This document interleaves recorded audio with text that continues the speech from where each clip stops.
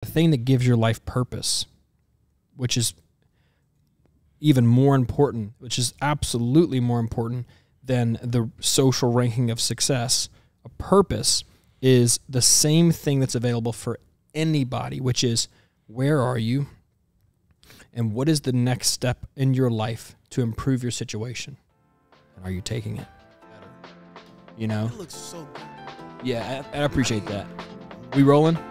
Cool, we're talking about beards. What's up, guys? My name is Braxton Gilbert. This is another episode of Let's Keep Talking, and I'm joined by Rickseen Opont. My good friend. We had one podcast together so far, and we talked about a lot of cool stuff. We're in the new studio now, and I invited him to come back. A lot has changed in life, and I think you will enjoy this conversation. Currently, we're talking about beards. Oh, yeah. Yeah, the beard, man, I love the beard, but that's the funny thing is you look at other people and you say, oh, that's where you want to be at. You compare it, you know, but me, I watched like what's that Viking TV show I watched recently? I can't remember the exact one. That's Sons of Anarchy. No, it's on Netflix. What is it, man? We watched quite a few of them. I don't know, but they have these just like braidable things. Oh yeah, those are so badass. Yeah, and then me, I feel like I don't have that. You know, like I go out Yours the next is, day. like, pretty. Thank you. You know, just sit right. Like the other day, it was like a week ago. I was like finished getting dressed, about to grab dinner with Raven, and I'm walking out of my apartment. This guy, Raven. You know Raven. Wait, is that Raven? Is this the girl? Yes. No way. Yes. This episode of Let's Keep Talking is brought to you by the text message your mom sent me last night at 11:45 p.m. You up? ? Yes, what's up? ? Come over. I'm home alone. I cannot. Me and your son are close friends. He'll never know. Well, now you know.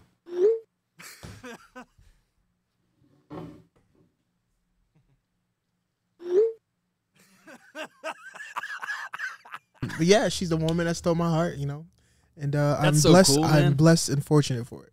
But yeah, so I'm walking, and this random kid was like, "Dude, I love your beard." No way. Bro, I was like, "What? My beard?" And it was kind of like I took a lot of pride in that. You know what I'm saying? Because I feel like the beard has enhanced my look a lot, and I can't even see myself without it anymore. Yeah, 100%. It's just like, who knew a beard, something like that, something so simple could just change somebody's whole identity. Your whole identity. In the sense of, like, I just feel confident. Like, after I comb it, put my oil in, and yeah. I know I look good. See, bro, there's nothing that feels better to me ever than going and getting a cut, and the barber will lean the head back and put this beard comb and blow dry. Yeah. And blow dry I know out exactly what you mean. And I feel like a lion getting just spa day. Oh, yeah. You know? Such a good feeling, man. It's such a good feeling, man. If you got a beard, you're listening to this episode. Take good care of it. Take good care of it, man. You're underestimating the amount of feel good you can derive from that thing. Yeah. You know? I feel like as a man, you got two things you can, maybe three. Your hair, your beard, and your car. And your lady, too. To derive feeling of, like, confidence? Just like, yeah, to just, when you know you look good, you got that fresh cut, or you clean your car and you dress well, you know you're on top of the world. It can nothing disturb that. Yeah. Probably one of the best feelings in the world. Until you realize you haven't done your taxes. You know? Or you're broke. Well, yeah, or you're broke. That's the one that always You look gets good, me, but you got nothing in the bank. I'm like, damn, I got a building, I got a business. You know what I'm saying? I own my car. I'm making money. I look I'm good. Like, damn, I'm kind of broke. Damn. I could be and then a lot better you come off back by to now. reality. But when you look good, I feel like almost like the outside noise doesn't matter in that moment. It's nice oblivion. Yeah, it's like barbers should charge a lot more, man. They're doing the Lord's I'm telling work. you, it's life changing. You know Spice Adams. Yes. Yeah, because he actually made a video. I know. That's what he edited my video. That's what I'm saying. You know. Well, it was really funny, man. I followed him for years, man. Years. I love that guy. And hilarious. I don't know the character he plays when he does the basketball. I have no idea. Forgot the character. Cream Biggums. Cream Biggums. Okay. Cream Biggums, man. And anyways, so Spice Adams, he has a funny video where he goes to the barber and gets a fresh fade. I think I know who you talk about. And he just acts different. He like comes in, he's like, you know, and he's like, speaking low. Hey, you good? He's like, I'm like, huh? What'd you say? just shape it up a little bit, whatever. And then half through the cut, he's like, just like then Shawty was talking to me. Yeah, man. You know, it's so funny. It's so accurate, though. Tell me a man that does not feel good after a haircut. Life hack. Get you a haircut. All right, so I want the people to listen who are listening to this episode to get to know Rickseen currently, the updated story of what's going on with Rickseen. If you haven't listened to the last episode with my friend here, it's titled The Greatest Episode Ever. And I believe it was probably episode 12-ish, somewhere around that, 12, 15. It was really, really great. We talked about a lot of really cool stuff. But things have changed in your life. Recently, you got a contract with the WWE. Yeah. Which is freaking awesome. Awesome, man. How did that feel, honestly? Honestly, I still, till this day, and it's been a month or two, I still can't put it into actual words. Mm-hmm. But it's just that for the first time, everything clicked and makes sense. What do you mean? Like I told you, like for the past 12 years, I've been grinding when you're nonstop. Look, you're like, I'm sorry. You're like, everything makes sense. I'm just thinking about you like mid slamming someone on their head, and you're like, oh, and just like, oh, this is what I'm supposed to do. That's exactly it. Like, this is what I'm meant to do. Because it's like I said, for the past 12 years, I've been nonstop grinding. Yeah. Right? I've done it all. Like bodybuilding workouts, powerlifting, squatting 900 pounds. 1,000 pounds off the ground. And then, exactly. And then, when was it? Like during COVID, when COVID hit, I started changing the dynamic of my training and started working on movement and being mobile. And I got into gymnastics a little bit, learning how to do flips and cartwheels. And to outside people looking in, it's like, why is this big dude trying to do cartwheels and stuff? And like, they'd be like, dude, what are you doing? You're going to hurt yourself. Yeah. But something in me was like, no, I want to be well-rounded. I don't want to be this buff, stiff, and can't move. You know what I'm saying? Yeah. I wanted to elevate on a whole different level. Yes, I'm strong, but then now I'm moving better, jumping higher, running faster. Yeah. And it wasn't until at that tryout that I realized the urge for me to step out of my comfort zone and test my body and challenge myself in trying those acrobatic moves, man. Acrobatic movements. Prepared. I was being prepared for that tryout since like 4 years ago. Yeah. The tryout and I went well. did not realize I killed that tryout. Like when I tell you, like, there was like 50 plus of us. Mm-hmm. Hands down, the best. I was one of the first. Like I was one of the best ones to stand out. It's awesome, man. And it was crazy thing. It wasn't just me. It wasn't just me being confident. Mm-hmm. Everybody saw it and said it. Like Triple H pulled me aside multiple times. Is that H3? Yeah. What's H3? I've heard of H3. Triple H. I forgot what the actual. Is it the same thing as H3? Is H3 and Triple H the same thing? I think so. Okay. Yeah. Anyways. But I don't remember what each H was. But it was kind of surreal because it was like I told you, like I expect greatness of myself. So I went there knowing I'm going to get signed. Mm-hmm. But it's a difference when you actually get there and put in the work. You know what I'm saying? Like, actually sign you. Yeah, you know what I'm saying? You're like, damn, I'm that guy. I'm going to do it because you got to, you got to tell yourself, like, remind yourself. Because if you don't talk yourself in that way, you ain't going to get the results you want. Exactly. Yeah. You don't wait until you get signed to think I'm going to get signed. No, I saw it the moment I got on that plane. I was like, I'm going to come back. You started practicing as a WWE superstar. Oh, yeah. Yeah. I was practicing in the mirror, how I was going to be confident, how I was going to speak. I get there, and nothing has ever felt more natural. That's awesome. Mind you, I've been doing track for like 12 years, and I've never felt as confident in any of my throws as I did in that ring. That's awesome, man. And then even on the stage, like when I did my promo, Paul Heyman was like... The bald guy? Yeah. Yeah. He's probably one of the best... WWE guy. Yeah. He was... judging our promos and stuff, and he goes, I'm thinking he's about to, like, flame me, because I was number 58, so it's like 57 people went before me, yeah. And I see everybody getting torn apart or getting good comments and stuff, and I do my promo, and at the end, I had a button down, and I ripped my button shirt. Nice. Button flying everywhere. I'm thinking, like, this man's going to, rip me a new one, because I changed a lot of intense, like, my emotions was changing. Like it went from calm and then just the beast came out. And I'm here waiting for him to say something. And he goes, I don't even know what your weaknesses are. That's awesome. That's all he said. And That's I'm crazy, like, bro. thank you. I walk off stage, and afterwards he pulled me aside. Did you say, I know what they are, I can list them? Man, I thought, like, the thing is, like, as confident as I am, we all know our flaws. We all know the things we can work on. Yeah. But to have an expert, like, look at you and tell you, look, like, I saw nothing wrong. It's very affirming. And I was just like, wow, maybe I should give myself more credit, you know? And then when he pulled me aside and he was like, I was going to stop you 5 seconds into your promo. And the only reason I let you continue is because I wanted to see if you'd mess up. He said within that 5 seconds, just the way I walked up on stage, he saw everything he needed to see, just the body language, the confidence. He was like, I already knew you were a star.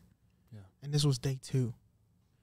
And it was kind of crazy because the feeling that I was feeling was, for the first time, I felt appreciated for that, like, intensive energy that I bring when I'm working out, that aggressiveness, that passion that I sometimes felt like I had to minimize because in the track world, you know, no one's really getting hype, no one's slapping themselves, no one's screaming. Yeah, yeah. And I always did that naturally, and I was always looked at in a weird way for it. It's like, you Rickseen, you need to calm down. This is just practice. In that ring, I felt appreciated for that energy. I felt I didn't look like a monster. It was kind of like I felt home. Yeah, I fit right in. That's where the energy is used to do. You know what I mean? To get the crowd wild up. And I can't even explain it, man. It felt so natural, and that's why I said, like, it all makes sense. It all clicked. That's really awesome, man. Yeah. It sounds like you had an amazing experience at tryouts. Obviously, you got picked up because you're incredible. It sounds like you felt hella at home, which is really cool. Yeah. What is this doing for you personally? Man, this is teaching. What's it taking you through, man? Just life, man. And for me, is all this happened in a moment where I was doubting myself the most. Prior to this? Yes. Before the tryout, I had no idea what was next. I was planning on being a professional athlete full time. I was planning on not going back to Baker and coaching, and I didn't sign my contract. So you're gonna do pro track, like like this past year I was in my first post collegiate pro year. Oh, cool. But it was rough because, you know, I had to work full time and I had to pay the bills. I had no money really coming in as a pro, and I was, you know, getting injured. I had no coach, so I was really tested last year, and it's kind of like it got me thinking, where is this something I really wanted to do? Like, am I at the end of this part of my story? Yeah. And then that's when I realized, for me, like, my greatness was never just about the things I could do physically. It was never about track and field and how far and how many records I was breaking. I've realized that who I am, that greatness that I am, had nothing to do with track. But track was the vehicle that was teaching me the discipline for me to become the man I've always dreamed of. And I always doubted that I could be. Track helped me get there. How would you separate that? Because I think that's probably a really valuable thing for people who are listening to hear. Yeah, you have success in track, but it's because you're successful as a person, which is a certain character traits or a certain list of character traits and values that you honor and that you live through. Yes. Did this experience solidify that? Like, have you more recently, as you've come to the end of a career and something you've excelled in and begin to pivot, started to place more value on the things that carry over, which were the skill sets and the personality traits and the values that have made you successful? Absolutely. Like, it solidified that it was never about the destination. Yeah. It was the journey the whole time. That's the hard part, man, to get. Yeah. It's the hard part to get because it's like we're so, I'm so motivated in the past solely by the goal, solely by the idea that life will be blissful and incredible once I arrive there. And I'm driven, like, in my own experience in life recently, man, like, I'm finding out that I've never really been successful. You know, I've never really been successful. Like, I've made money, I've made a business work, you know, but my drive was in an illusion that once I got somewhere, life would be banging, and my motivation to get there was me smelling the food truck that I was chasing. And then once that thing disappeared, I realized that, wait a second, I don't know that nothing will really, truly ever change you if you arrive there. Like, your life's not going to be beautiful, and your effed up personality traits with all your neuroticism and problems and things are not going to go away. And on top of that, the amount of speed you're having to use to chase this food truck because you love the scent is destroying your relationships too. So I had to quit chasing it. And then I found myself completely lacking of any type of drive or discipline, and really I'm speaking in past tense, this is current, finding that the motivation that's driven me has always been external. I've developed character traits because I've been so addicted to success. I've developed the ability to go off the charts and to drive and to work hard, but it's always been in the vehicle of an illusion of a better future instead of the truth that a successful person gets the job done. A successful person does the work needed. A successful person is a certain set of behaviors that you believe the only way to spend your time on earth is to develop your character, develop your skills, and to not grow soft, but to be hard, to be resourceful, not to wish for hard times, but the type of person that is developed in the hard times, that's the goal. And I never understood that. I didn't even know this concept. I just thought I was fucking motivated. I was driven. I didn't understand why people aren't, That is I'm like rebuilding a successful personality now from the inside, from the ground up. Like, no matter what happens with the external circumstances, I'm finding a code of values that will sustain me, because what else am I going to do? Give up, Exactly. Man, I can relate to that so much. And it's because I went through that same period that I was able to remove myself from myself to see that I was already the greatness that I've been chasing. And it was so hard to see because a lot of my happiness at the time was in the result. Yeah. Because it was like, I had to go this far. I got to go D1. I got to do this. And when I get there, I'm going to feel like this. But not thinking that I would actually ever do it. So it gave me a purpose. What do you mean not ever actually do it? Like, I set these outrageous goals. Not thinking to actually achieve them? I didn't think I would actually make it. But it gave you the drive to do it? It gave me a purpose. Like a purposeful underdog kind of thing? Yeah. Because I've always felt like an underdog. But it's like I set my expectation high for myself because it gave me a reason to wake up every day. It gave me a reason to take my next breath. There were moments where I didn't. It felt like I had nothing, other than track. It gave me a reason to just be a freaking monster. Mm-hmm. And for so long, I just held on to that drive. Like, I'm going to be somebody one day. But with nothing, none of it being guaranteed to pay off. And the first, 5 years in college, it's just like I was slowly progressing, but I was on my own. You know what I mean? And battling self-doubt every day. So it's just like I became that, like I felt like track was my identity. Yeah. That's who I was. I'm that strong kid, and I embraced it, but it wasn't until, got some injuries and got hurt really bad where I couldn't lift, I couldn't throw, performing wasn't going the way I hoped, and then it was like, bam, who am I when I can't do the things that I thought was making me happy? Yeah. Because I was unhappy on my own when things were quiet and peaceful, not when the beast was out and everybody's cheering. I wasn't cheering for myself when no one else was cheering. That hit so hard. That's where I've started to think, I go to the gym and I see all these young dudes in the gym and they're just banging out weights. They're like 16, 17, and they're just freaking ripping it, and it's like they're all just beaming with testosterone and possibility and potential. It's like, wow, that's cool, And I thought just this past week that of course you're impressive when you're young. Of course you have a lot of potential.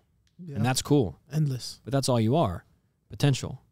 That's all you are. And it's very exciting and beautiful. You know, it's hard not to be beautiful when you're young. Yeah. You know, your skin's great, your joints are healthy, your muscles are strong, you have wide eyes towards the future, you know. Hopeful.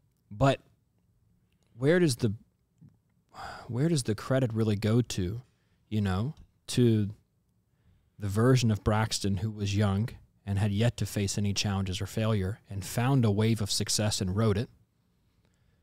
Or the other version of myself, the one that has tasted failure and has tasted cynicism, and my knees freaking hurt, you know, my shoulder hurts, and it's hard for me to train as hard as I used to.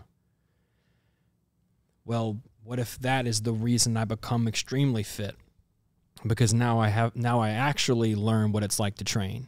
Yeah. To train with injuries. Exactly. What if I've never really even been really a fitness person, because I've just done it and I've never had to work at it. I've never had to learn how to be a fitness person.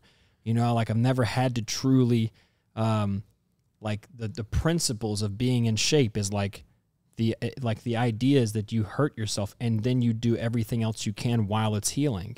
You know, just because your knees hurt, you don't not train legs, you train what you can and you do it. And that sounds like some weak shit when you're young. But as I get older, I'm like, wait a second, that's where the wisdom lies. Like, it's hard to be, this is like, I say this very lightly to anybody who's young listening to this, but I think there's some wisdom in this. It's hard to be proud of anyone who's young. They don't know any better yet. Yeah. Less the circumstances are different, it's hard to be proud of someone who's embodying their potential, you know, and seeing potential in life and going after it. The people who have the injury, who have the business failure, who have the relationship trauma, someone who falls in love and is hurt deeply and then cultivates the type of character to be able to love with really what is, which is the risk of being in love too, and is able to do the dance thoroughly. That is something, that is the thing to be proud of. And it's not that you can't say good job to young people, go young people. It's not that you can't say good job to young people, but it's you will be the man if you can hold on to that inspiration of possibility and creativity through the challenges of life. And that's what that's what got me down in the last 3 years is the challenges of life, the challenging of a business not blowing up anymore. You know, the challenge of your body hurting when training. Relationships are becoming difficult now because the things of your personality you haven't faced have become their own full-grown beast. Welcome to truly trying to be successful. But like hearing you, and I can't help but still see that success. Like, one of the biggest things I've learned was, and success and winning, right? We all often think that winning is being first or coming in first. Yeah. And the way my journey took me, I learned the hard way. Like, I learned that I was winning the whole time, even when I wasn't the best. Winning is doing better than you ever expected you could do. Mm-hmm. You know? Or doing as good as you know you can. Exactly. You know, and I've learned that it's not about the actual outcome. Like, the outcome is going to come regardless. The external event is regardless. Exactly. It's going to happen regardless. It's already planned. And you have no control over that. Yes. The true meaning of success is being able to jump over each hurdle that life throws at you and still keep that same enthusiasm, still keep that same smile, that passion, and you not letting the outside chaos disturb your inner peace. And saying to the youth to say, that is this is life, that and beautiful possibility and dreams that are by default beaming from your brain and your body. Hold on to that. Hold on to it. And keep it alive. And make room, keep it as you make room for the wisdom that grows as you experience the nuanced difficulty of life. you know? Yeah.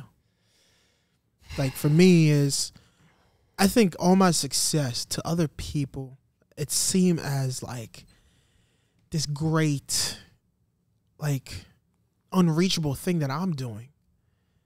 But the way I view it, I'm no different than you. I'm no different than anybody. It's just in moments where I should have folded and break and given up, I held on to that potential. I was hopeful. And I think optimistic. That's it. I think we all have to be crazy enough to believe that we can. Because there's always if. What if I don't do this? What if I don't make it? What if I don't get signed? There's always going to be that what if. What if you do? Exactly. It goes both ways. And that's all perspective.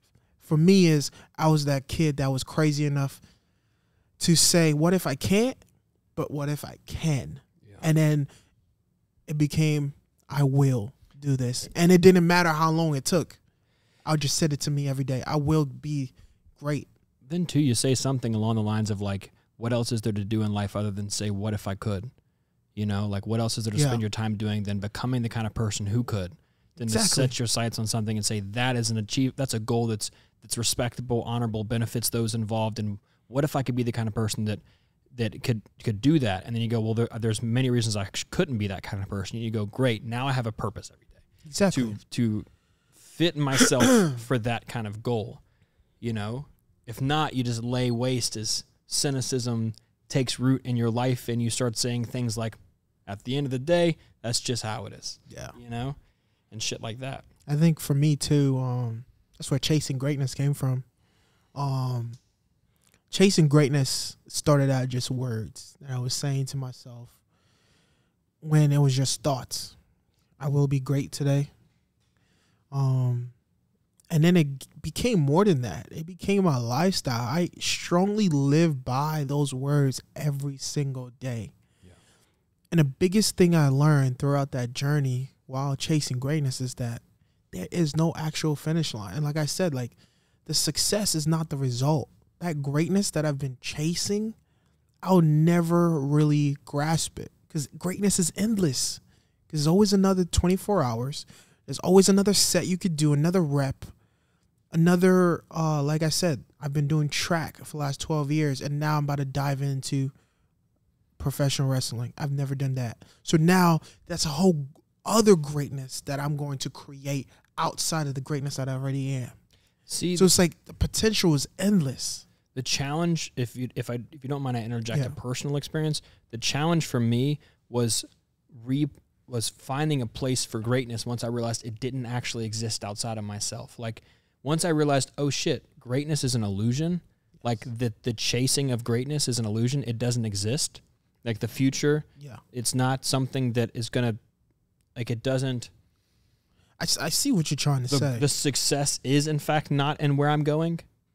Wait a second. That's who you're becoming. Yeah. So then what? So then at that point, everything was lost. It was like, well, damn, like my entire life, people praise me for being this motivated, driven guy. But it's because I genuinely thought that life would be better at the end.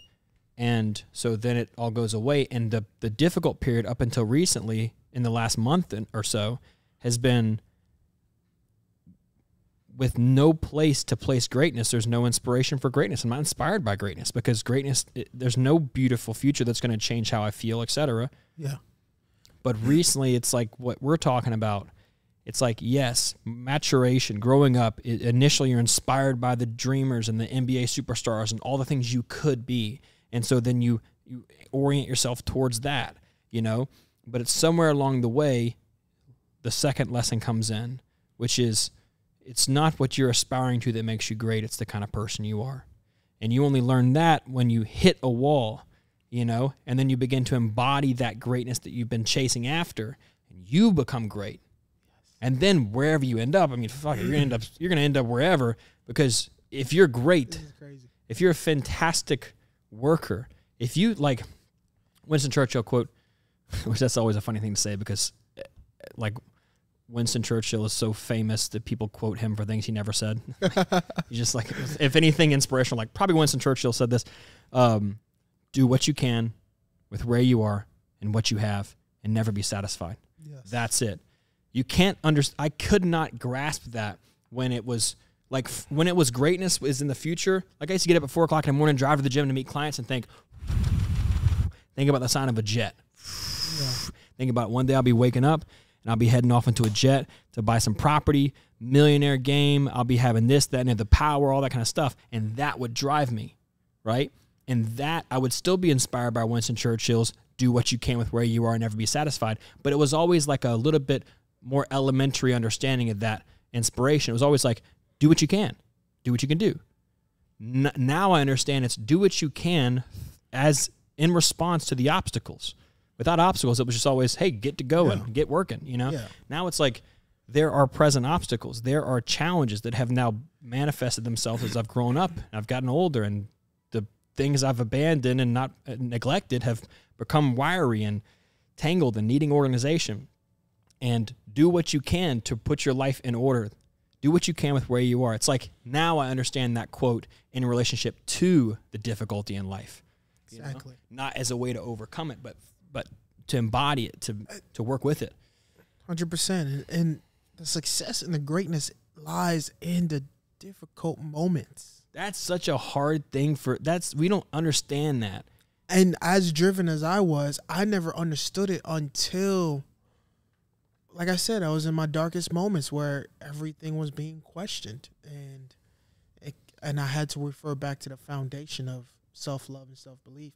And that's when it really hit. It was like, I've been chasing this greatness. In my head, the greatness has always been to be successful in ways where winning accolades, you know, being a good student, athlete, being a leader, and, you know, winning to what normal people would see, you know, being in first place. And it finally hit me that greatness that I've been chasing so bad and I want it so bad was already in me. Mm-hmm. So like I've been chasing this silhouette of this person that I want to become, not realizing that was me. I'm chasing after myself. Like, so all the characteristics that I wanted to build while on this journey is already within me. But it was the challenging moments, those obstacles that tested me, that brought those characteristics to life. Made you resourceful inside. Exactly. Because you can't post another poster on the wall and try to inspire yourself more. You have to reach into your own tool bag. Exactly. It's not outside of us. The things we want to reach is already within us. Yeah. That person we want, that success we want, that love we want is within us, and we're capable of and deserving of it all. But if we're so fixated and seeing it outside of us, you know what I'm saying? And it was in moments where I caught myself staring at my own shadow. What you mean? But I actually, my boy Baron Tyson told me this. We had a deep moment, and I was telling him how, like, before I got that message from my tryout, I felt stuck. But I felt stuck in that moment of me feeling stuck. It was like I was staring at the darkness. So it's like my shadow, right? I'm looking at the ground at my shadow. All I see is darkness. Mm-hmm. Not realizing for me to be able to see my shadow, there has to be light. And where am I standing? In the light. Yeah. So didn't realize that me being able to see my shadow is because I'm in the light. So I had to realize I had to switch my perspective. This whole time I'm thinking like I'm stuck and I don't know what's next. I'm already shining. I'm already that greatness that I'm looking for elsewhere. And that's except in myself. And in that moment is the time that you actually get the chance to find it. Yes. Like when you're at the dead end. Yes. It's like now you can find greatness. Exactly. You know, like if you had a choice of a successful life without challenge, or a life of small successes, but the diligent effort to overcome the obstacles that are in your way, that second one is a life worth living. Exactly. The first one's the guy who killed himself in the jet before it lands, you know, because success is not in the external. It's not in the situation you're in. And it's cool because life is cool. in the regard that it does give us opportunities to learn these life lessons. You know, when you go, I'm really successful and empty, or I'm crashing down and I'm empty. You know, what is it that I can hold on to that sustains me through life? You know, there is a religious aspect to that. For some people, it's God, and there's the understanding that there's always going to be hope for a better future. I think that's awesome. I think that the relocating of inspiration is probably the thing we're nailing down right now. Yeah. Instead of being who are you? Like, that's because that's when you're actually getting in shape. You're like, oh, I identify as the winner. So when I'm losing, I lose myself. What if I'm the person who overcomes the obstacles and the wins or whatever? That is a fulfilling life. That's a rich life. That's one where I am engaged in the life, not betting my self-worth on the win or loss, but on the kind of player I am, you know, that kind of thing. Yeah. Man, Let's pick up at that. Yeah. Quick pee break. Let's do it. Is there another door right there? It's needed. All right, we're back. Cool. That topic, I think that's the main thing that is the pearl of this conversation. Is that we see people who are accomplishing things in life, and they're an athlete or a businessman, or they're making a lot of money. Yeah. Right?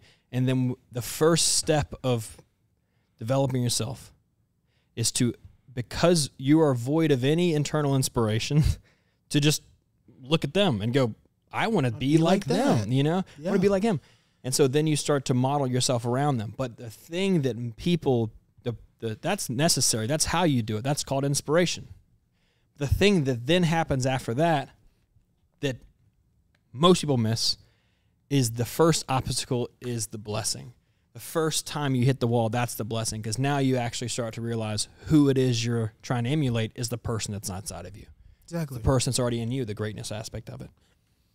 And it's crazy because I went through the same, or I'm going through the same thing. Like the 18-year-old version of me, when I first, you know, had the chasing greatness idea, is I pictured a life full of wins and breaking records and success. And like, I always knew I was destined for greatness, and because I really strongly believed it with everything in me. You had potential. Yes. And I focused on the potential that I have of becoming that greatness that I so wanted so bad. Yeah. But none of it came when I wanted it.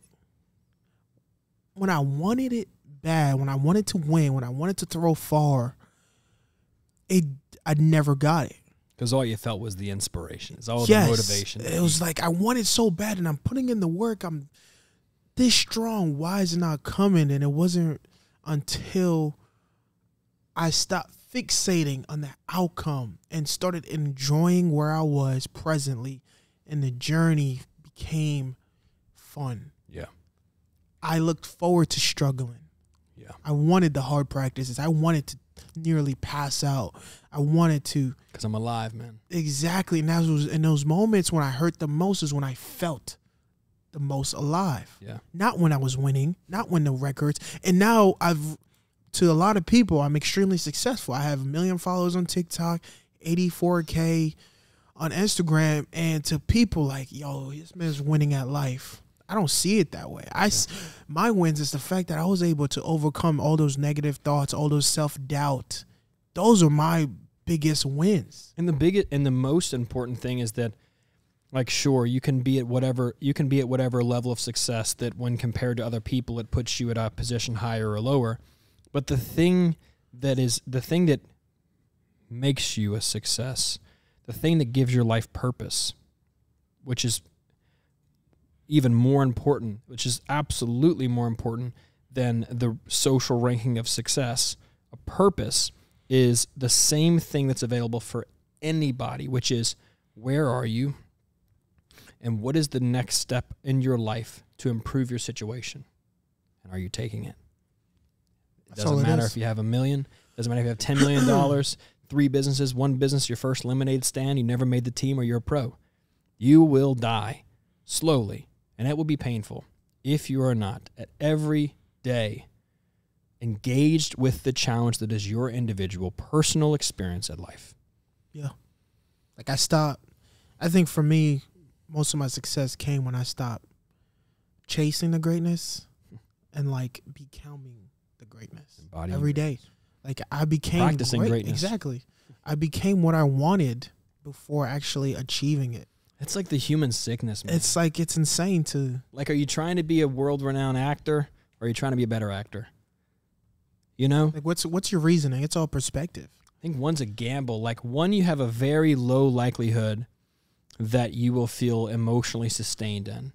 Like, let's say you die early, and you hit success at 20, and for a decade, you continue to climb this success ladder, and you don't ever hit the obstacle of like assimilating to your current level of success. You never feel the emptiness of not paying attention to your own interpersonal success, and then you die.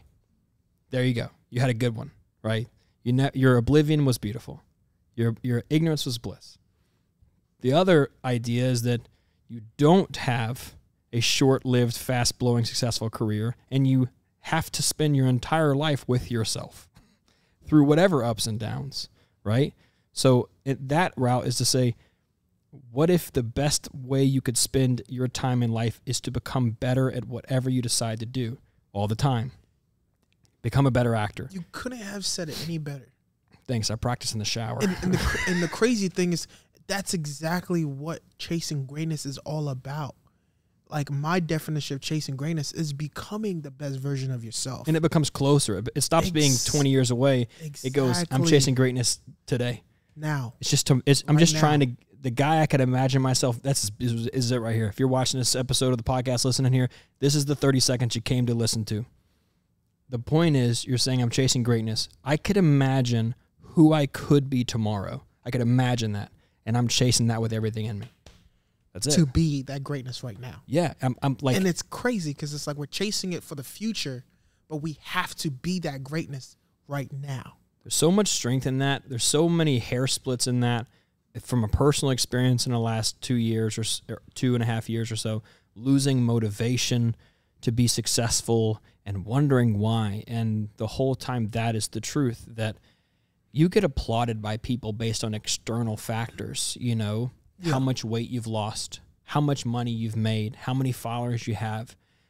But the internal applause, the internal feeling of dopamine, serotonin, feeling good in the brain, comes from making progress towards your better life, which if you get smarter, it's not 2 decades away.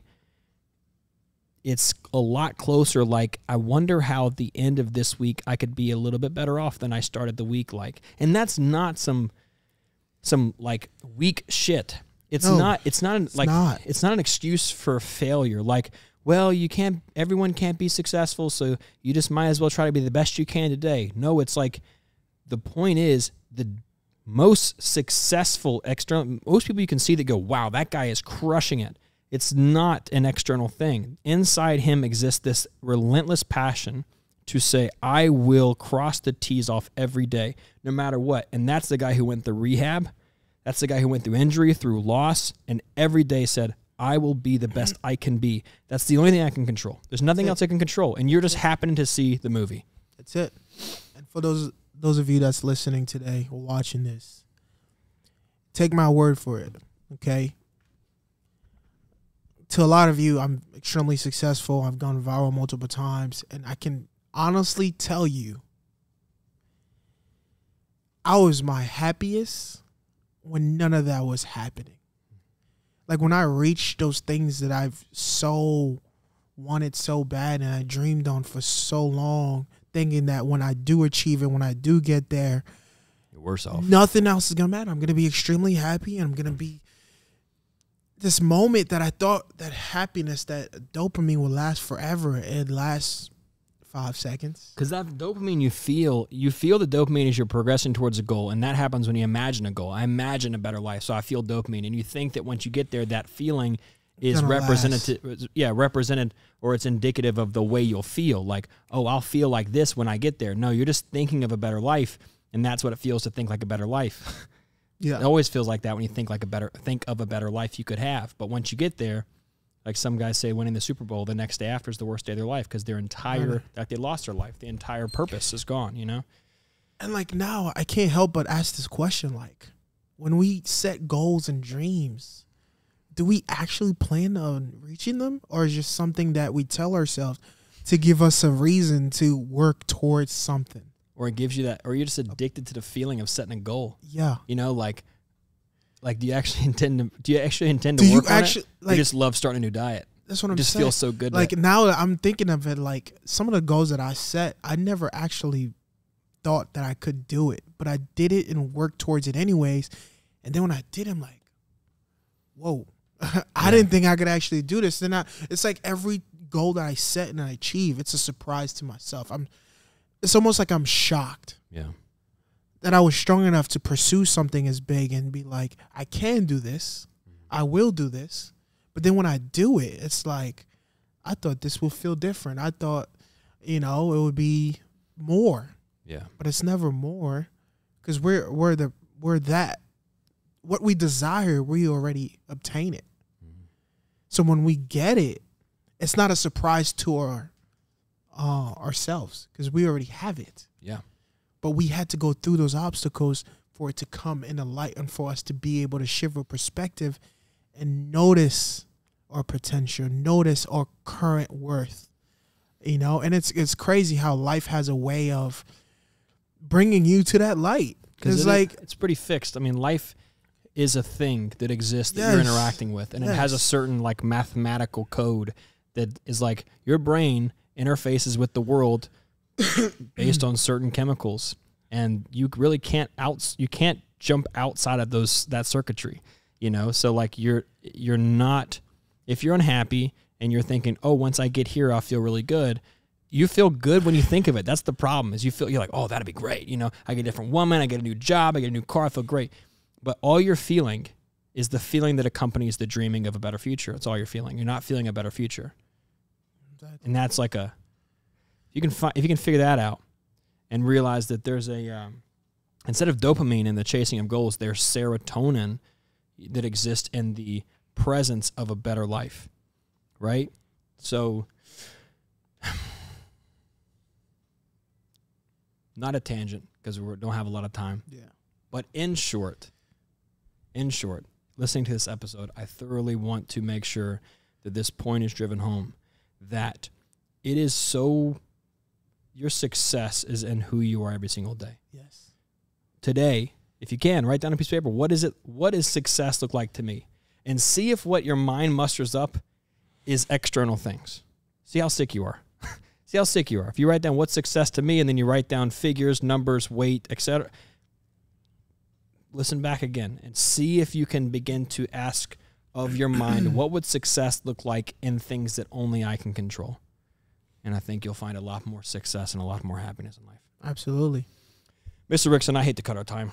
Me too. But you know that means going to have another one. We'll be back again, man. We'll be back soon. Thanks so much for joining me for the episode, man. I thoroughly respect you and appreciate your insights when it comes to navigating the life of being a success.